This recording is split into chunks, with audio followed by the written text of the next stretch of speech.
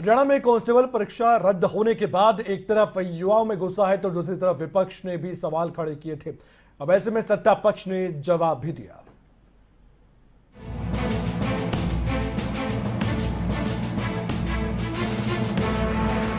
हरियाणा में paper leak होने के कारण कांस्टेबल परीक्षा रद्द क्या हुई, नौकरी की आस लगा रहे युवाओं का सपना क्या टूटा, वो सड़क पर उतर आए। एक तरफ युवा प्रदर्शन कर रहे थे तो दूसरी तरफ इस पर राजनीतिक वार पलटवार भी शुरू हो गया। नेता प्रतिपक्ष भूपेंद्र हुड्डा ने सरकार पर परीक्षा रद्द होने के बाद निशाना साधा। प्रकार से पिछले कई सालों में हरियाणा के युवाओं के भविष्य से जो खेला जा रहा है, ये कम से कम 2 दर्जन पेपर लीक हो चुके हैं और बड़ी बड़ी नौकरियों के लिए। अभी देखो ना, पुलिस के लिए या सेक्रेटरी की नौकरियां थी, जिस प्रकार से हुआ, और हर बारी यही इत्मीनान है। मैं तो पहले भी कहा असेंबली में, कहा हरियाणा में तो जो नौकरियां हैं इस तरह बेची जा रही हैं जैसे परचून की दुकान पे, ये लो इतना लो। और ये एसएस कमीशन में भी आपने देखा, उनकी इंक्वायरी गई, इतने पेपर लीक हुए, लेकिन आज तक भी किसी की इंक्वायरी करके किसी को सजा ही नहीं दी है, किसी को पकड़ा ही नहीं है। बस वो हैंड वो छोड़ के हाथ झाड़ के बैठ जाते हैं। कोई भी गाप लगाओ, कोई भी इंक्वायरी, और ये किसी इस चीज की नहीं, और जो भी घोटाले हुए हैं, एक के बाद एक घोटाले हुए हैं, किसी की जांच आज तक तय तक नहीं पहुंची। उधर हरियाणा के उप मुख्यमंत्री दुष्यंत चौटाला ने नेता प्रतिपक्ष के सवालों का जवाब देते हुए कहा कि मामले में फिलहाल जांच चल रही है और आरोपियों को गिरफ्तार भी किया गया है। मैंने स्वयं मुख्यमंत्री से भी इस पे बात करी थी।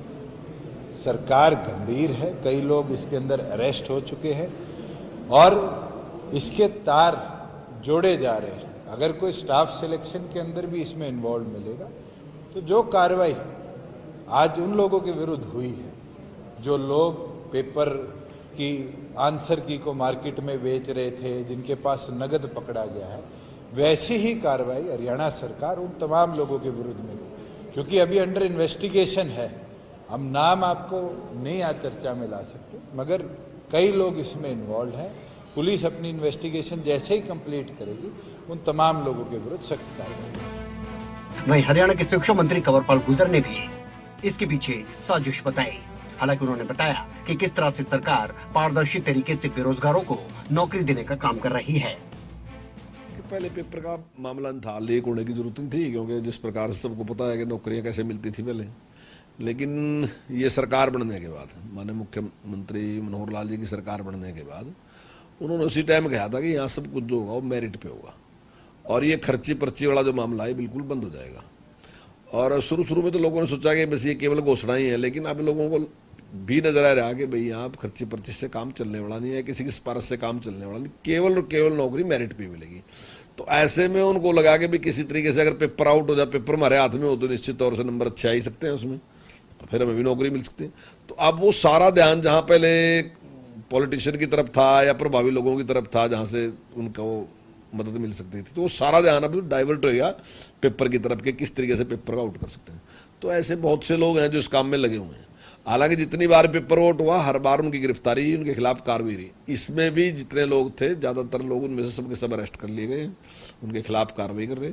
और हमारा पूरा प्रयास है कि हम सिस्टम में ऐसा सुधार कर दें कि ये इस प्रकार से पेपर आउट हो ही न सके। आइए आपको बताते हैं कि ये पेपर लीक कैसे हुआ और कहां तक पुलिस की कार्रवाई पहुंची है।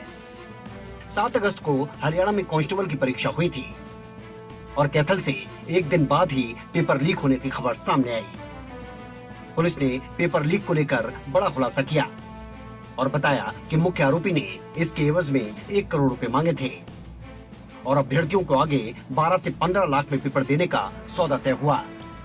पुलिस ने अब तक कई लोगों को इस मामले में गिरफ्तार किया है और ये बताया गया कि एक गाड़ी में बैठकर पेपर लीक करने की साजिश की जा रही थी और पेपर लीक करवाने में एक कोचिंग सेंटर के संचालक की मुख्य भूमिका भी सामने आई है। फिलहाल पेपर लीक कांड को लेकर आरोपियों को गिरफ्तार कर लिया गया है। देखना यह है कि पुलिस की पूरी जांच में क्या कुछ निकलकर सामने आता है और क्या कुछ बड़े मुन्ना भाई भी जांच के घेरे में आते हैं। जितेंद्र चौधरी, चंडीगढ़, खबरें अभी तक।